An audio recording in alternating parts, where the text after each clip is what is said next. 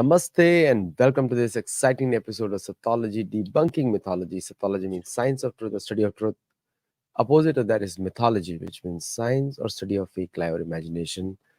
Understand, English is a language of pronunciation. So there are many people in America who make fun of English language of other countries. And same happens in Australia, UK, or even in India.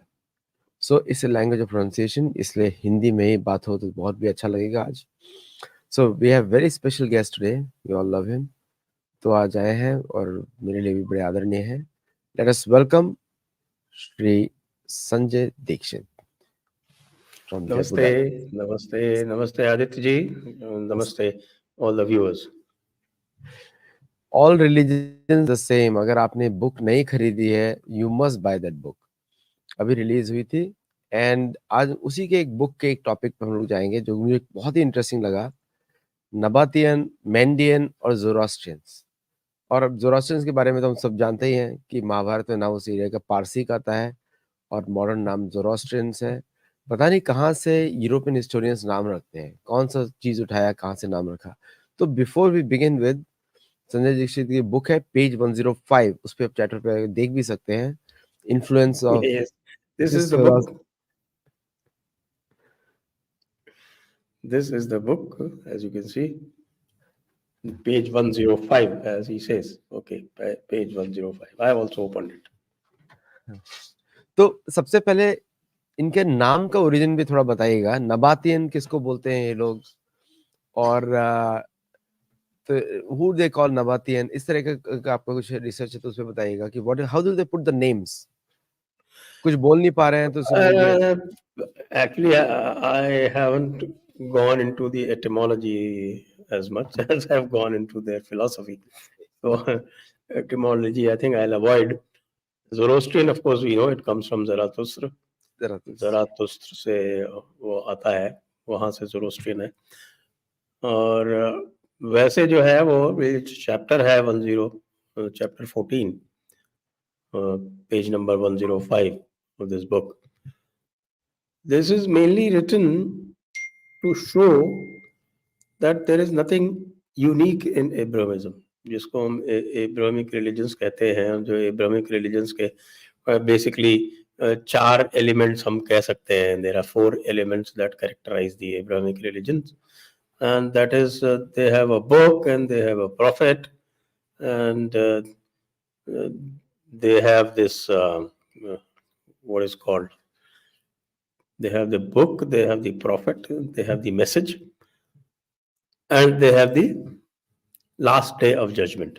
ये 4 चीजें जो हैं ये, या you can say कि message के साथ they have the book, the prophet, then they have the Satan, and then they have the last day of judgment. तो वैसे तो कुरान में है, I think it is 4.98, that says कि those who do not believe in the book and the prophet and the last day, that is आखिरत जिसको बोलते हैं उर्दू में, आखिरत और क़यामत, और as in Bible, the last day of judgment, also called apocalypse, or what else it is called in Christianity. There's so many names for the last day of judgment. So the day of apocalypse, all these are the characteristics of Abrahamic religions. तो लोग जो ये सोचते हैं कि भाई this is the revealed word, the book is the revealed book, ये सारा का सारा जो है वो शुरुआत जो है इसकी ये ज़ोरोस्ट्रियनिज्म से ही होती है. ज़ोरोस्ट्रियनिज्म, द वन गॉड और द ओनली गॉड. हमने तो इसमें लिखा है, this book I have contended that there is nothing called the one god, it is actually the only god. When they say one god, monotheism की बात करते हैं. monotheism का मतलब actually monotheism का मतलब one god नहीं होता है. one god is monism. monotheism का मतलब होता है that you worship my only god.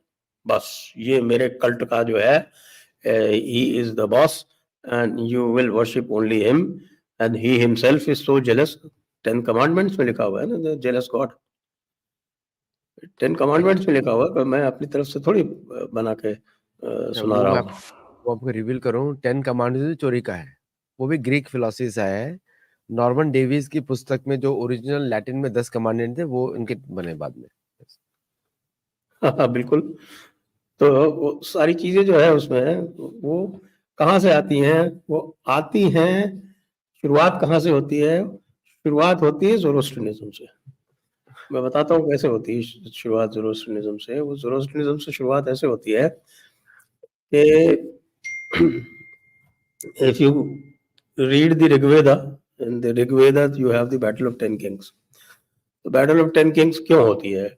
Battle of 10 Kings इसलिए होती है कि सबसे पहले जो ये कॉन्सेप्ट है, एकम सद्विप्रा बहुधा वदन्ति, that is there is only one Brahm, that is one universal consciousness, that is one seed and everything else is manifested from that seed. उसको चैलेंज करते हैं, ये कहते हैं कि नो, ऐसा नहीं है, और there is only one God and one antithesis. One God means only God. और आप जानते हैं जैसे कि हिंदुइज्म में सनातन धर्म में है कि सनातन धर्म में ब्रह्म है, first level is Brahm and the second level is its trigunatmak prakriti, Brahma Vishnu Mahesh. Now Brahm you can call by any name. आपके यहाँ इस्कॉन वाले उसको कृष्ण कहते हैं, आपके कौन से हैं ये दिस बैप्स वाले जो है उनको स्वामीनारायण, क्या बोलते, स्वामीनारायण बोलते हैं, और शैव जो है महाशिव बोलते हैं, वैष्णव जो है वो महाविष्णु बोलते हैं, आदि आदि, रामानंदी राम बोलते हैं। That is one Brahm and all of them have their trigunatmak प्रकृति,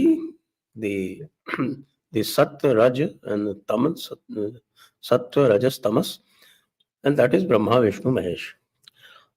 And the third level is the devatas, and devatas are what? Devatas are basically points of your consciousness within your brain. Those are the devatas. तो ये 3 level हो जाते हैं, और फिर चौथे level पे you have the creation, and creation's finest is the human being. ये सनातन धर्म में ये है, यहाँ पर this is the hierarchy.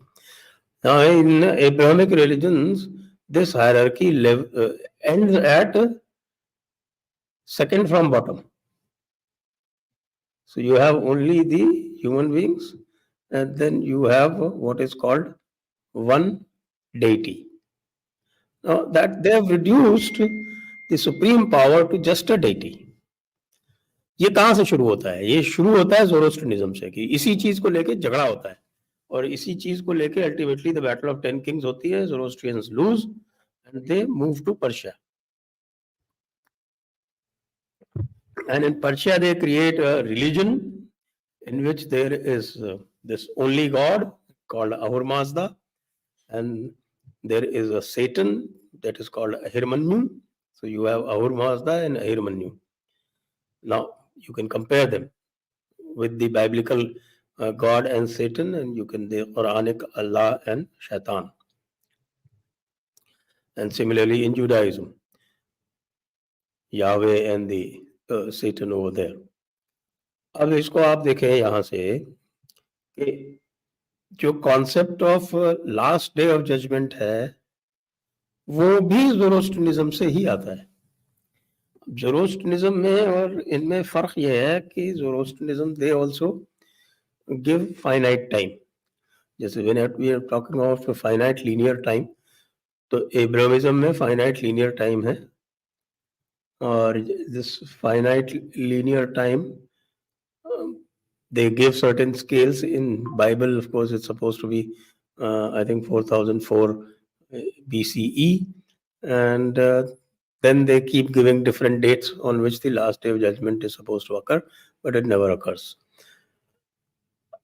In Zoroastrianism, they give a span of 10,000 years to the existence. The finite existence that you see is going to last 10,000 years. 10,000 साल का इसका पूरा जो है ये काल है, और इस 10,000 साल के भीतर जो आत्माएं हैं वो बॉडी टू बॉडी मूव करती हैं। Now this is the difference. क्योंकि आपके एब्राहमिक रिलीजन में of course you have only one life, यहाँ पे वन लाइफ नहीं है, यहाँ पे you have several lifes, but within those 10,000 years, and then at the end of that 10,000 years you get what is called a last day of judgment, जो आखिरत कह लीजिए आप उसको, और Armageddon, apocalypse, whatever you want to call it. तो ये आप देख सकते हैं कि हाउ इट इज लीडिंग, कहाँ जा रहा है ये। फिर इसके बाद आता है ये, इसी को ज़ोरोस्ट्रियंस के बाद में आपने खाली ये चैप्टर लिया है, there is also another chapter, chapter 15, chapter 15 which shows Akhenaten's, Mitanni and Hittites. अब ये मितानी और हिटाइट्स जो थे, these were Vedic civilisations centred in present day Levant, that is Syria and Iraq, and Anatolia respectively. Hittites were in Anatolia and Mitannis were in Levant, that is Syria and Iraq. तो इसमें भी एक अखनातन जो है, ये अखनातन ने ओनली गॉड रिलीजन, ये Egyptian Pharaoh से निकला हुआ ये अखनातन जो किंग था इजिप्ट का, he proposed this one god worship, and the one god was the sun god. तो यहां से भी इसका एलिमेंट मिलता है वन गॉड वर्शिप का और दी ओनली गॉड वर्शिप का, क्योंकि ओनली गॉड के साथ में यह है कि भाई उस one God worship is fine, one God worship there can be one supreme God and there can be several other deities, लेकिन ओनली गॉड वर्शिप में यह है कि there is only one deity. तो जैसा मैंने पहले कहा कि they reduce the level of the deity to what we have as our points of consciousness. तो अब इसमें आप देखें कि इधर जो नेबेटियंस है, नेबेटियंस ने फिर इसमें क्या किया, जो नेबेटियंस जो थे इनका जो एरिया है वो आजकल का जो पेट्रा है साउथ जॉर्डन में, तो पेट्रा वाज देयर सेंटर, और उनके जो है they basically used to be found between the Euphrates and the Red Sea. इसके अलावा जो मैंडियंस थे वो they were settled between the Euphrates, क्योंकि Euphrates is the southern river, and Tigris which is the northern river. इस area में mostly ये लोग थे। और जो मैंडियंस की एक होली बुक है गिंजा रब्बा, is very similar to the Quran in its language, in its verse patterns and intonations. Modern experts even consider the Quran to be a copy of the Ginza Rabba. Ginza Rabba आप देखना चाहें तो आप you can simply Google it and see. And those who know Arabic and who can recite the Quran, they can actually try and recite the Ginza Rabba, and you'll find that the language is also very similar.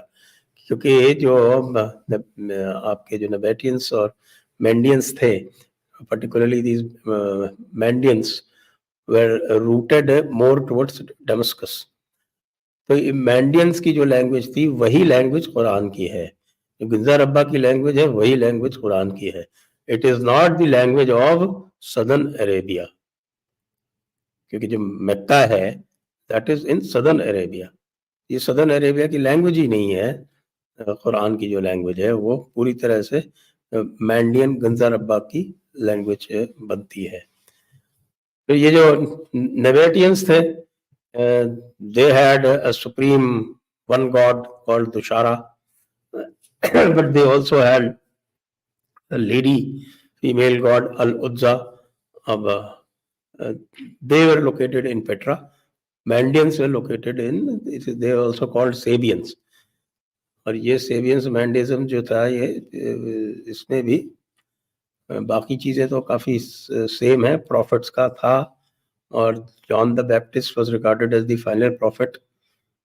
लेकिन इनके साथ में, मैंडियंस के साथ में ये था कि they do not have the concept of the last judgment day, the last day of judgment. इनके यहाँ री इनकार्नेशन है। तो ये आप देख सकते हैं कि ये जो सारे आइडियाज आप पाते हैं एब्राहमिक रिलीजन्स में, वो एब्राहमिक रिलीजन्स के सारे आइडियाज जो हैं they can traced back to these religions which were very frequent, which predated Islam. in the Middle East. So that is the thrust of this chapter. That this is these are not revealed religion, these are evolved out of the Middle Eastern landmass itself. ये इसका argument है. Actually आपने बड़ा conclusively बताया कि there is nothing original there. अच्छा, इस पे बुद्धिज्म का क्या इम्पैक्ट पड़ा इधर, क्योंकि बहुत सारी बुद्धिस्ट साइट्स भी हैं इस तरफ. अगर आपने इस पे रिसर्च किया, बुद्धिज्म का क्या इम्पैक्ट पड़ा इन फिलॉसफीज पे, क्योंकि बुद्धिज्म तो इनसे पहले आया है उस एरिया में. मतलब इन सब बुद्धिज्म का जो एरिया है वो बुद्धिज्म का area is not traced through the middle east. Buddhism का एरिया जो है वो अफगानिस्तान और सेंट्रल एशिया में अधिक है. बुद्धिज्म का जो एक्सटेंट है वो सेंट्रल एशिया में बहुत पाया जाता है और उसमें बहुत सारी चीज़ें जो हैं, इनफैक्ट महाभारत में भी अगर आप देखें तो Mahabharat itself has references to उत्तर कुरु and उत्तर माद्र. So this उत्तर कुरु, what you have is उत्तर कुरु is basically today's Xinjiang and Uttar माद्र is Central Asia. तो इसका रेफरेंस महाभारत में भी आता है और प्रोफेसर सुभाष काक has done a fair amount of research on this and he has traced and he has proved that these are areas that are mentioned in Mahabharata and they were actually populated by people who went out of India. तो उसका तो इसलिए जो Buddhism का extent है पूरा अफगानिस्तान जो है वो पूरा उसका एरिया है और सेंट्रल एशिया उसका एरिया है. But as far as Persia and Middle East is concerned, Middle East में you have Vedic people. In fact, the Zoroastrians are also post-Vedic people only. वो उसी से निकले हुए लोग हैं. तो ये जो वैदिक सिविलाइजेशंस हैं, they went to Persia and the Middle East. जो मैंने आपको बताया जो मितानी और हिटाइट्स हैं वो तो प्योरली वैदिक सिविलाइजेशंस हैं. और वन ऑफ द एखनाटन जो इजिप्ट का जिसका मैंने नाम लिया हुआ, एखनाटन का जो था वन ऑफ द वाइफ्स, उसकी जो सबसे जो इम्पोर्टेंट वाइफ थी, she was a Mitanni princess. तो ये इनके कनेक्शंस हैं. तो I have not, I am not aware, maybe there may be some, but I am not aware of Buddhist influence in the Middle East. I am aware of the Buddhist influence in Afghanistan and Central Asia. आपने सही बोला कि Buddhist influence बहुत दूर तक दिखता है central Asia पे, हम और सीरिया में भी बहुत दिखता है. सीरिया में भी कुछ इन्फ्लुएंसेस वहाँ दिखते हैं, सीरिया में भी.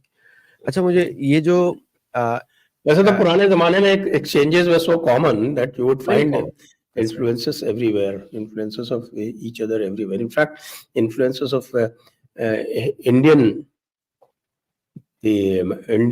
dharmic practices you will find everywhere, right up to Russia, right up to Baltic states, it can be found.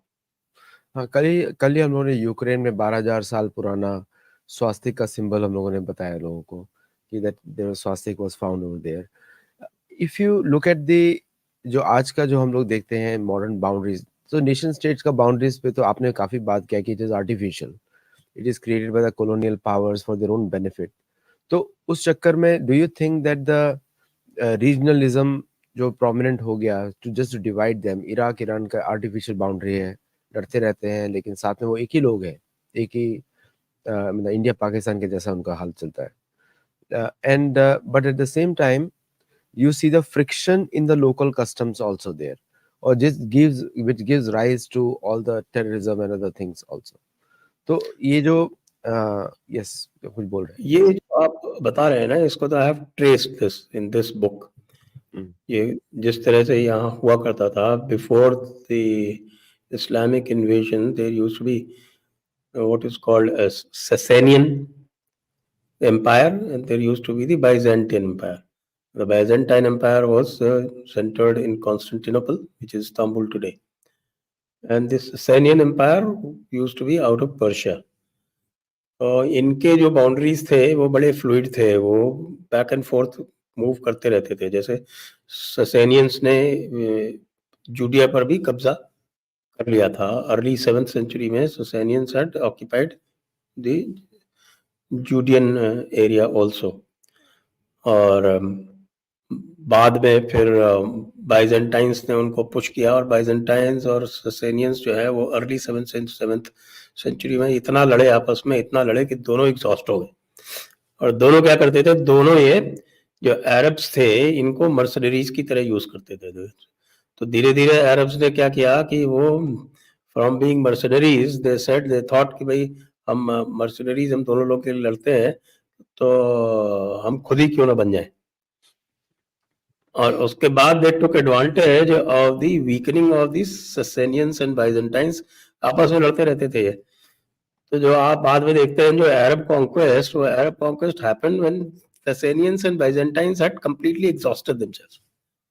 और उसके बाद में आप देखेंगे कि they moved into this area of Iraq. Iraq largely today is completely Arab, whereas Iran is Persian. तो वो अरब इसलिए है कि वहां पर सबसे पहले इन्होंने जाकर कब्जा करने का, पहले they moved into, first they moved into the Arabian area जो आज का सीरिया है, then they moved eastwards and took over Baghdad. आपको पता ही है कि सबसे पहले जो इनकी जो एम्पायर बनी थी, जो पहले तो ये हैव द 4 राशिदुन खलीफेट्स, जो after the death of Mohammed you have the 4 Rashidun caliphates, Abu Bakr, जो the first 4 caliphs, Abu Bakr, Umar, Usman and Ali. और उसके बाद में फिर आप देखते हैं कि दी उमैयद एम्पायर. तो Umayyad empire was centred in दमिश्क,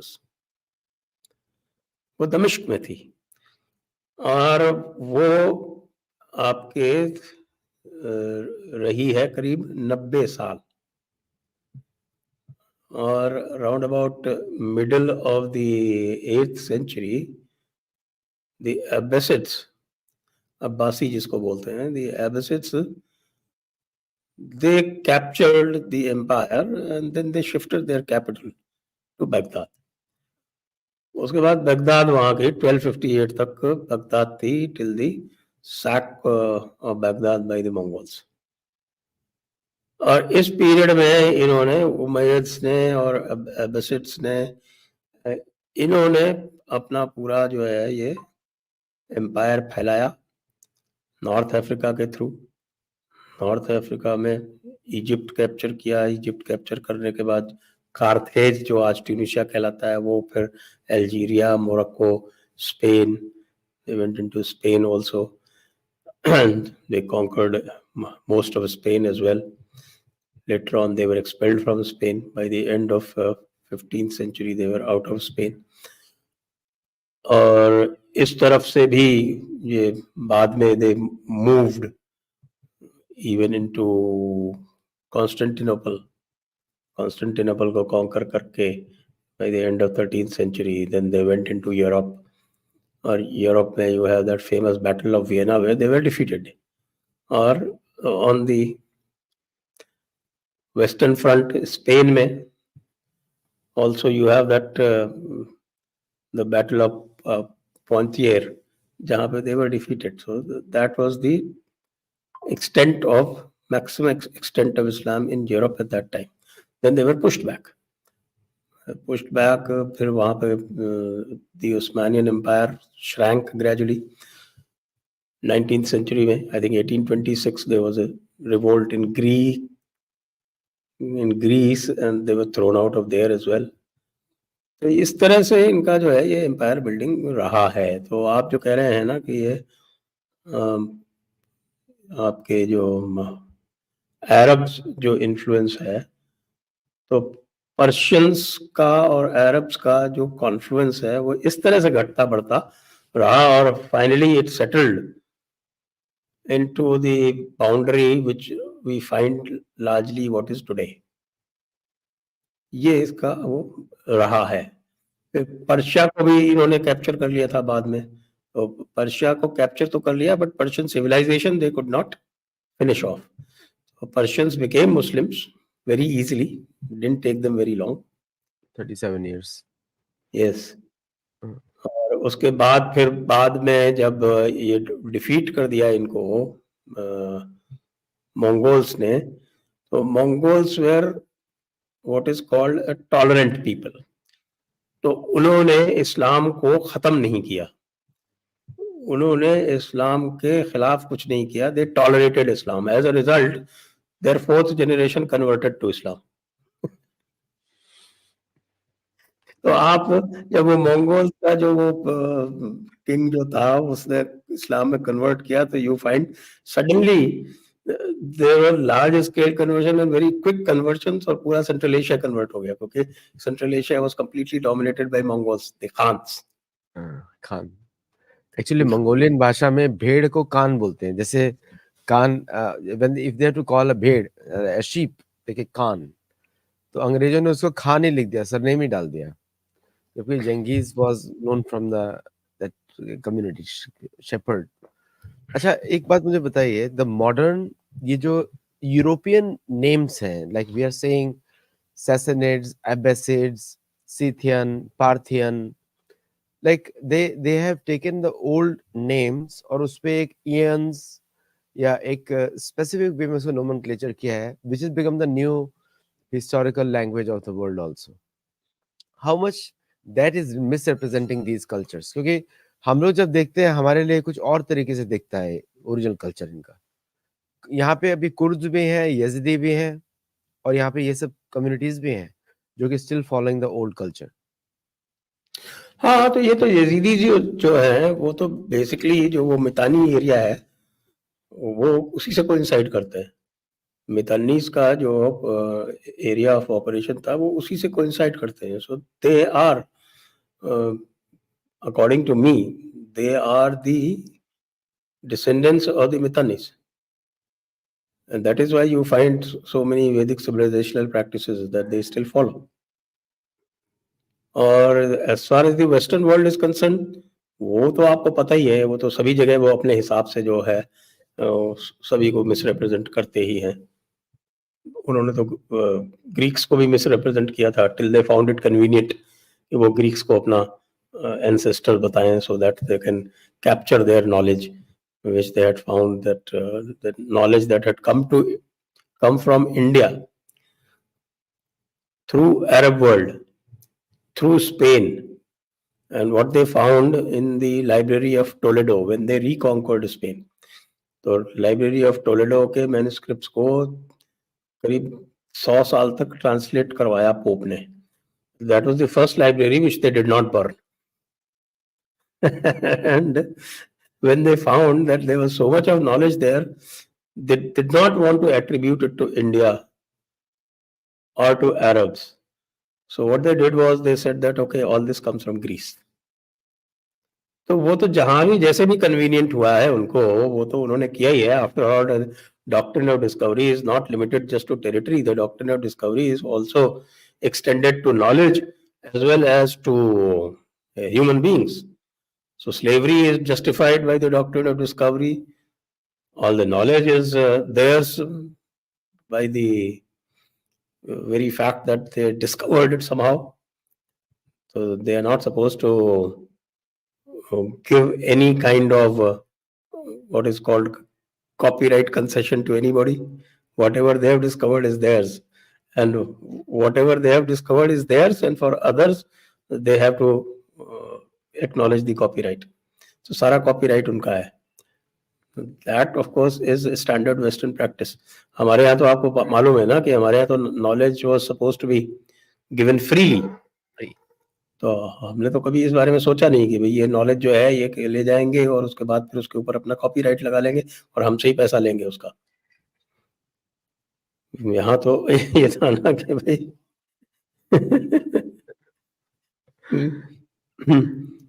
एक्चुअली अमेरिका में स्लेवरी एंडेड इन 1960. या आपके यहाँ पता है ना, व्यये कृते वर्धते एव नित्यम विद्याधनम सर्वधनम प्रधानम.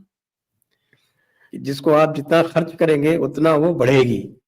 इसीलिए विद्याधन जो है वो सभी जितने भी धन है उनमें श्रेष्ठ है, क्योंकि ये खर्च करने से बढ़ती है. हमारा तो ये कॉन्सेप्ट था.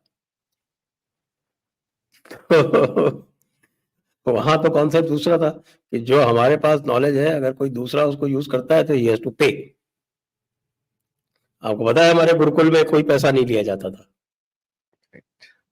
गुरुकुल विद्यादान Vidya was supposed to be a dhan, and the guru or the rishi or the gurukul was maintained by the community. The community used to maintain the guru, and the guru was a man of very, very frugal practices. आपको भी पता है, was just to keep his body and soul together, and used to consider it as a very pious occupation to impart knowledge to others. Western world में तो पूरा इसका concept ही अलग है, आपको पता ही है. पेटेंट किस लिए है? पेटेंट पहले होते थे क्या? आज क्यों पेटेंट डाले जाते हैं?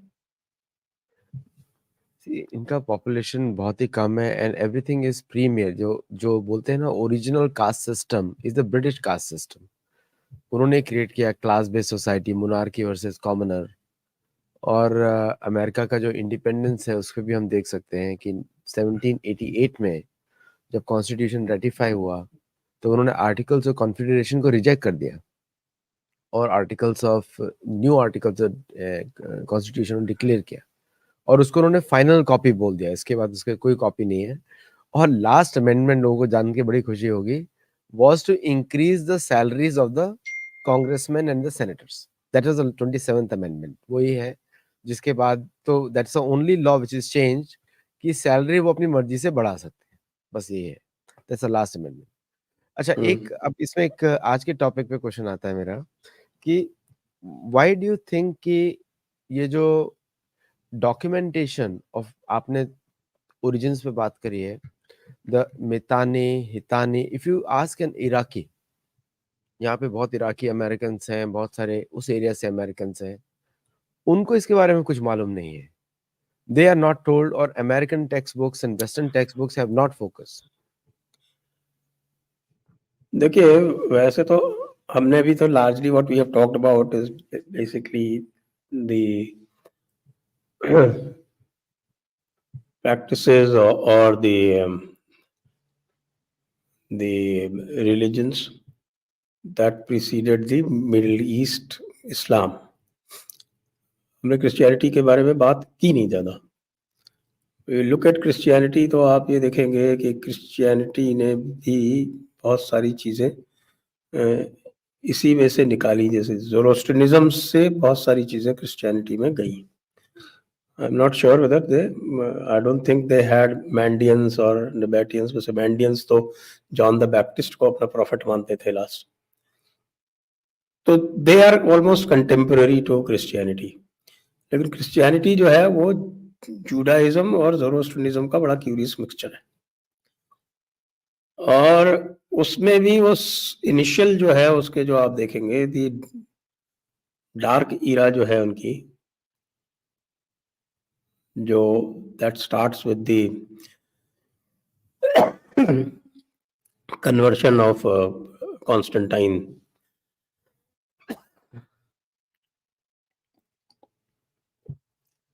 कैसे खूबसूरती से उन्होंने, जैसे मैंने आपको इस्लाम को बताया कि कैसे इस्लाम ने मंगोल किंग को कन्वर्ट कर लिया, उसी तरह से यहाँ क्रिश्चियन ने रोमन किंग को कन्वर्ट कर लिया.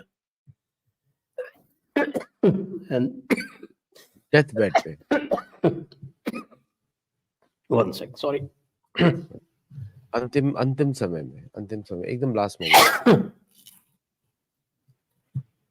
हाँ, उसको कन्वर्ट करके और फिर वो दूसरों को फिर जो है, और वही वाली प्रॉब्लम थी वहां पे भी कि जो पेगल्स थे, यानी जो ओरिजिनल रोमन्स थे, दे वर tolerant. They did not persecute these new practitioners. Practitioners of new religions were not persecuted. So as a result, when they got into power, जब कॉन्स्टेंटाइन को उन्होंने कन्वर्ट किया तो उस समय तो वो माइनर रिलीजन थे, they were about 10-12%, और उन्होंने कॉन्स्टेंटाइन को कन्वर्ट कर लिया. ये तो उसी तरह से बात है कि हमारी सोनिया माता जो थी वो भारत को कन्वर्ट करना चाहती थी. मैं तो I find so many parallel. ये जिस प्रकार से Sonia was planted into India and all her activities towards Christianizing India, that is a very famous parallel to how the Christians married their most beautiful girl to Constantine, and through her they managed to convert Constantine. तो इसी तरह की चीज यहाँ भी try हुई है, आपको दिख रहा है। और तो खैर बहुत सारी और भी थियरीज कही जाती हैं, we can not talk about it openly, otherwise will get slapped with defamation cases, but these are very curious coincidences that we can see. Or once Constantine was converted and Christianity was made official state religion, उसके बाद फिर आपने देखा कि किस तरह से धीरे धीरे by the time of Theodosius, I think in probably 380 or so, around that time, they banned all other religions. Within 50-60 years, they banned all other religions and persecuted them. Absolutely. तो आप देखते हैं ना कि ये किस तरह से ये सब होता है. I mean, Europe is the first case of mass banning of religions, ideas. आज भी करते हैं, आज भी वो फ्रीली दुनिया को पाठ पढ़ाते हैं ह्यूमन राइट्स का, दुनिया को पाठ पढ़ाते हैं सेक्युलरिज्म का, लेकिन वहाँ पे कुछ भी नहीं है, वहाँ पे चर्च के अलावा कुछ है नहीं. Anyone who tries to grow, Hungary का एक क्लासिकल एग्जांपल है कि जहाँ पे अपने हिंदू लोगों का कम्युनिटी बना था and they remove the electricity from the entire community. आज भी कॉन्फ्लिक्ट है वेस्ट वर्सेस रशिया का, it is a sectarian conflict. True. It is a sectarian conflict of this Western Christianity, the Protestant and Catholics versus Orthodox Christianity. So it is not a mere coincidence. ये पूरा का पूरा एक practiced routine है. ऐसा practiced routine है which we are now understanding, or rather we are beginning to understand only now. And that is making them very uncomfortable. That is why you remember in the olden times, all these talks were forbidden. And now again, in the wokist America, again they are trying to put a lid on all these talks. Absolutely, absolutely. I mean, लोगों को free speech के बारे में अगर लोग गलत फहमी रहती है तो आई मस्ट टेल देम कि अमेरिका वापस वो आप खुल के बात नहीं कर सकते. You can be shut down for many reasons, many reasons. Europe में का I don't want to go away from the topic today. So अगर हम यूरोप की हम बात करें तो यूरोप में जितना भी फिलॉसफीज है वो इसी रीजन से आया है. ये नबातियन, ज़ोरास्ट्रियन, यही फिलोसॉफिकल कंस्ट्रक्ट्स हैं. और most of the times they have tried to absorb them into the church also. So stoicism और जो भी आप वर्ड्स हम लोग बड़ा केयरलेसली यूज करते हैं, but these are all syncretism, ये सब वर्ड्स रिलीजियस टर्म्स हैं, इनके थियोलॉजी स्कूल के टर्म्स हैं सारे के सारे. So don't you think this language, जो भाषा है उनकी, it introduces arguments, conflicting arguments to confuse the people who follow these cultures. At the same time, उनको फोर्स भी करते हैं कि आप इनकी तरफ मूव कर जाएं. How does the language play the role? देखिए वो तो लैंग्वेज जो है, जो वो बेसिक लॉजिक जो उनका फॉलो होता है ना, again this is a full chapter on logic in this book, आपने पढ़ा होगा. The Western logic or the Christian logic that pervades all the Abrahamic beliefs is a two-valued logic, yes and no. Whatever is written in the book is correct, whatever is not in the book is wrong. It's not even that whatever is forbidden in the book is wrong. Whatever is not in the book is wrong. That is the basic logic. Two-valued logic, yes and no. हमारा जो book ने कह दिया वो सही है, और जो बुक नहीं कहा वो गलत है. इससे सिंपल तो कुछ हो नहीं सकता ना. That is the most primitive logic. In eastern cultures that logic is very advanced. हमारे यहाँ तो it's not white and black, always white, black and grey minimum. Otherwise the most common logic across Buddhism and Hinduism and Jainism is four-valued logic. उसके किताब में बहुत detail में हमने explain किया है इसमें. तो वो जो बोलेंगे वो तो हमेशा 2 शेड्स में ही देखेंगे चीजों को और 2 शेड्स में ही बोलेंगे। तो इसलिए हमें ये समझना आवश्यक है कि उनका जो लॉजिक है वो हमें अप्लाई क्यों नहीं करता है, और कितना कंफ्यूजन जो वो कहते हैं और हम जो समझते हैं इतना कंफ्यूजन क्यों होता है। वो इसीलिए होता है कि हमारे बेसिक लॉजिक और एपिस्टेमोलॉजी, हमारे प्रमाण शास्त्र अलग है। We value what is called the empirical evidence. प्रत्यक्ष प्रमाण हमारे यहाँ हाईएस्ट प्रमाण माना जाता है सभी कल्चर्स में।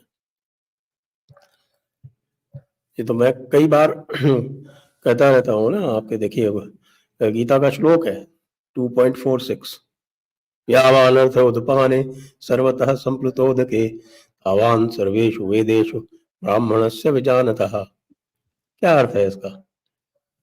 ये अर्थ है कि आपने यदि सीधे आपने ईश्वर का अनुभव कर लिया है तो आपको वेदों की आवश्यकता नहीं है। लेकिन क्रिश्चियनिटी में ऐसा नहीं है, आप डायरेक्ट अनुभव कर ही नहीं सकते। It is not allowed, you have to go through Christ. Similarly, in Islam, you have to go through prophet and the book. Direct it is not allowed. Direct अगर आप कोशिश करेंगे तो you would be committing blasphemy. तो हमारे यहाँ cultures भगवान अलग है, ये बिल्कुल अलग कल्चर्स है। इसलिए कल्चर्स अलग है क्योंकि इनका टाइम कॉन्सेप्ट अलग है। ये तो सारे लास्ट जजमेंट डे वाले कल्चर्स है ना। Finite time, we are infinite time cultures, these are finite time cultures। तो जो इनफाइनाइट टाइम कल्चर होगा उनका जो वर्ल्ड व्यू और आउटलुक होगा वो फाइनाइट टाइम कल्चर से बिल्कुल अलग होगा ही होगा। जी एक्चुअली आपने बड़ा अच्छा इसमें पॉइंट रखा। मेरा उसमें एक ही रहेगा, फिर हम क्वेश्चंस लेते हैं लोगों के। बहुत पीपल आर आस्किंग क्वेश्चंस। ये जो एलियन का थ्योरी है, एलियंस, तो आप कोई भी पुराने कल्चर्स देखेंगे, नबातियन और जोरास्ट्रियंस और मंडियन, इनके बहुत सारे रॉक कार्विंग्स हैं इनकी जगह पे, आर्कियोलॉजिकल साइट्स हैं जहाँ पे ये हमेशा वर्णन करते हैं कहीं और से कोई आया है इनको ज्ञान देने के लिए। And many of those things actually connect with Sanatan Dharma culture, देवी देवता कल्चर से। मिथ्रा से बहुत कनेक्ट करता है, इंद्र से बहुत कनेक्ट करता है। एक राजा ने बबर शेर पकड़ लिया, वो भरत महाराज की बहुत पॉपुलर कहानी है। ऐसी बहुत सारे राजाओं की कहानी है जिन्होंने बबर शेर पकड़ा। सो डू यू, और इसको वेस्टर्न साइंस से बोला है alien cultures. Sumerians were aliens, मेसोपोटामियंस were aliens, and we all know the understand the reason also why they call it aliens, so that लोग इनकी बुक पे वापस जाए। so don't you think that kind of thing, commentary, western commentary has harmed these native cultures or people from following these native cultures?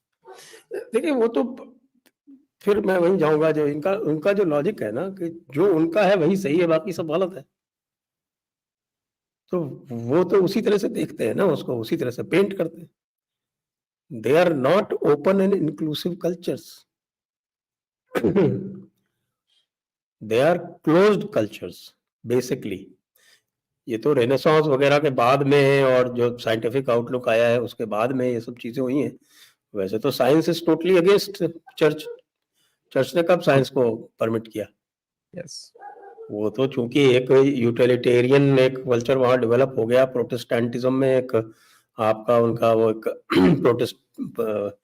Protestant ethic आ गया, ethic of calling, जिसमें ये है कि भाई you can be rewarded in this life itself. ये Protestantism में है ना, you can earn your reward through hard work even in this life. उसी से तो कैपिटलिज्म आया। उसके पहले तो कहाँ था? उसके पहले तो ये सीधा सीधा था कि भाई आपको तो इस जन्म में कुछ मिल ही नहीं सकता, जो कुछ भी मिलेगा you will get it in the here after. Because of that,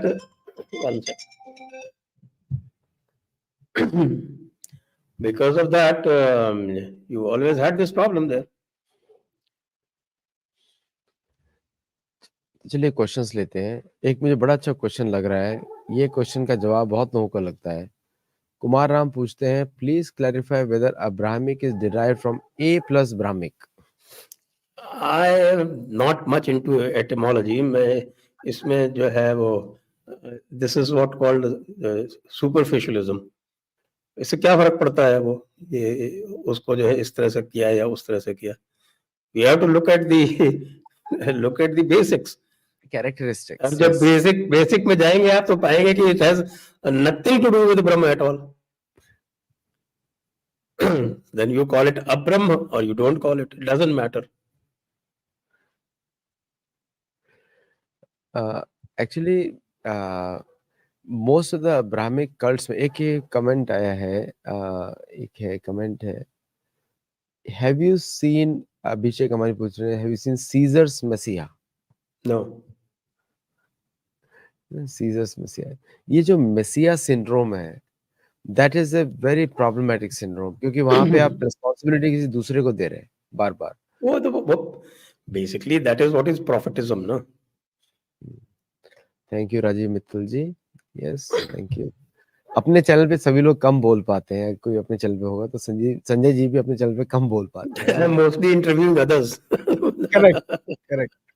सो यहाँ पे when I'm interviewing others and I myself keep speaking, फिर तो गेस्ट आएंगे नहीं ना मेरे पास फिर. Correct, correct, correct, correct. तो यहाँ पे उनको चांस मिला, यहाँ पे वो अपने, because he is very very knowledgeable. उनकी बुक्स आप पढ़िए, बहुत सारी बुक्स है उनकी. कृष्णा योगेश्वर सीरीज आप देखिए. पार्थ जी, थैंक यू. और अगर आपके पास करंट क्वेश्चन है तो कोई पूछिए, स्पेसिफिक क्वेश्चंस आज के टॉपिक पर ही पूछिए. एंड ब्रह्म, ये कमेंट आया है बुलडोजर का, मैं रियल स्टोन्स, ये एक्चुअली सारा बिल्कुल सही बोला. मैं भी संजय जी से एग्री करता हूँ कि you can use etymology for certain extent, beyond that to derive a meaning. Why do you have to go into etymology? Why don't you look at the substance? Don't look at the form, look at the substance. Exactly. And when you look at the substance, then the distinction between dharma and adharma becomes very clear. That's why when people say sarva dharma samabhav, I said, okay, sarva dharma samabhav is very fine, but do not confuse it with dharma adharma samabhav. Actually क्या है कि most of the people, ये आज का topic ऐसा है कि लोगों के अंदर क्वेश्चंस भी नहीं है, first time they are hearing. But मैं let me tell the audience कि these are the historical points you need to understand. अगर आपको ये समझ में नहीं आएगा तो आप you will be talking in blind about these cultures. तो एक मेरी तरफ से क्वेश्चन है फिर इसमें, लास्ट क्वेश्चन, कि ये अभी हम लोगों को इनका इतिहास पता लग रहा है कि नबातीन कौन है, ये ज़ोरास्ट्रियंस कौन है. What can Indian education system can do to cultivate more education and also proactive foreign policy to protect these people in the name of global south or whatever it is? The Indian education system has been completely subordinated to Western logic. We have to go back to our own Nyaya Shastra, our own Vaisheshik Sutras. Our traditions of Nyaya and Vaisheshik have been completely lost. Our tradition of Vedangas have been lost. So these are something that these are not just teachings. These are, I should say, these are very fine tools to training your mental faculties. If you are educated in Vedangas, if you are educated in Nyaya and Vaisheshik, and you know the fine distinctions, then you can do very, very fine analysis. Then you can actually do debates. If you look at the debates and how the debates used to be conducted in the past, there used to be a code of debates.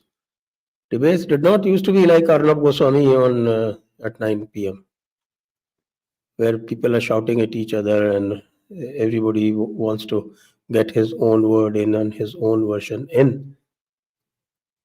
See, there were 5 elements of debate: Vishay, Vismaya, Purva Paksha, Vishaya, Vismaya, Purva Paksha, Siddhanta, and then Sangati. So if you wanted to do a debate, then you had to first introduce a subject, Both sides had to introduce their subject. Then they both had to indicate what are the points that interest them, or points where they find that the other person's viewpoint is confusing or whatever. So Vishaya Vismay. Then Purva Paksha was so important that in a debate, you first had to state what you had understood about the other's point of view. If you could not state what you had understood the other's point of view, then you would not be qualified to debate. And only the fourth stage you could put forward your point. And then on the fifth stage, you had to find some kind of what is called a reconciliation. That was the object of debate. Debate was to extract knowledge. That was the purpose of debate. But today's debate is only to score points.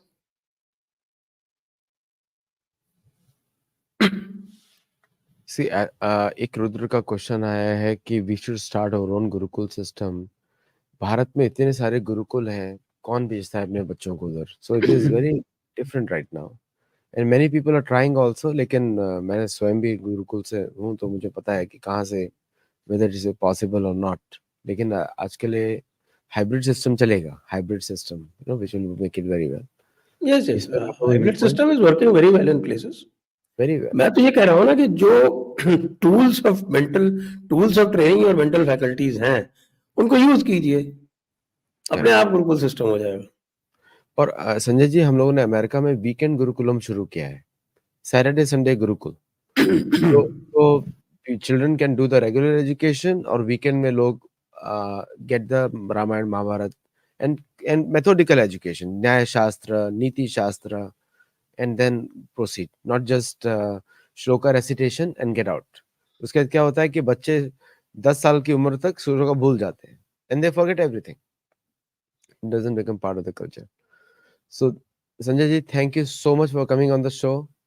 और आप बैठे, आपका Wednesday of होता है, तो कभी आया इधर आप, and you normally are recording and other things.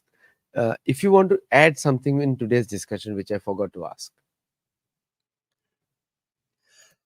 What I want to add is that people who are watching this, and we have gone straight to chapter 14.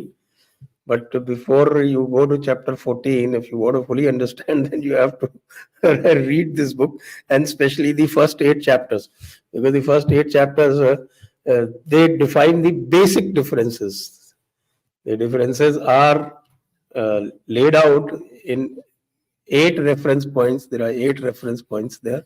The comparison, and they are different frameworks, different ways of interpretation. Then different attitudes to the scientific method, different time concepts, different logic concepts, different epistemology or the concept of proof, different cosmology, and different eschatology, death concepts. So once you go through these differences, then you would be able to appreciate everything absolutely clearly. It will be clear to you like daylight. सो दर्शकों को Amazon पे book available है, और साथ में आप लोग देख सकते हैं गरुड़ा प्रकाशन पे. You can search his name, you can get that book order from there also. And Garuda Prakashan US में भी डायरेक्टली डिलीवर करता है, so you can check it out there. और अगर कोई दूसरे कंट्रीज में, ऑस्ट्रेलिया, Amazon.com पर भी अवेलेबल है. It's available on Amazon.com in the US and Canada. तो फिर And it is ऑस्ट्रेलिया में भी available also on Amazon.co.uk. हाँ, यूके और ऑस्ट्रेलिया में भी अवेलेबल होगी फिर तो. ऑस्ट्रेलिया में भी available. It's available everywhere. Yes. On the Kindle version is available globally. You can read on Kindle also. Kindle is not yet launched. It was supposed to be launched any day. Let me check that it has been launched. I don't think it has been launched yet. Kindle version.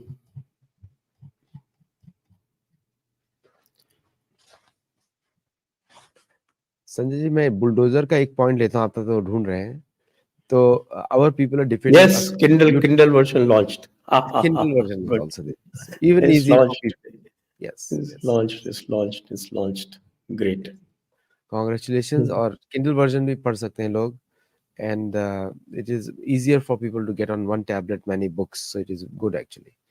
Our people are defeating asurs in YouTube debates like heated debates. मेरा आपसे बस ये आग्रह है, जमीन पर उतरिए. YouTube is just for initial information sharing, for knowledge sharing, लेकिन you need to act on the ground too. Or when you do on the ground, then you see the results also. Satology के बहुत सारे हमारे programs चलते हैं on the ground, and we are on the ground most of the cities in the US. तो हम लोग almost 600 campuses में हैं on the ground. तो what is your view on this point actually, Sanjay ji? Our people are defeating asurs in YouTube debates like heated debates. I doubt. You may be feeling very happy that you defeated them. Unless they accept defeat, it's not a defeat. And in a heated debate, nobody accepts defeat. Getting views is not actually, views is a totally different ball game altogether. मतलब जमीन पे उतरना जरूरी है. तो thank you very very much all the viewers, आप लोगों के अच्छे क्वेश्चंस थे, and thank you for supporting Sathology. Jaipur dialogues भी देखिए, जयपुर डायलॉग्स में बहुत से डिस्कशंस होते हैं जो हम लोग नहीं कवर कर पाते हैं, and you should connect with Sanjay ji also and his team which is doing wonderful work. और हमारे सैथोलॉजी इंटरनेशनल लिट फेस्ट में भी ज्वाइन करिए, और मैं पब्लिक इन्विटेशन दे रहा हूँ संजय दीक्षित जी को, इस बार अगस्त 24-25 को अमेरिका आए और हमारे लिट फेस्ट में भी पार्टिसिपेट करें, जो कि this is the 4th year running, so 5th year sorry, and it has grown steadily. और मैं चाहता हूँ कि Indian authors specially Sanjay Dixit ji आए और खुल के बात रखें. All religion are not the same in front of Americans and all kinds of Americans. It's an international cultural festival. Thank you all very much, and आप सबका बहुत धन्यवाद. Namaste. Thank you, Aditya. In the next show. Thank you, Aditya ji. Thank you. Namaskar. नमस्ते.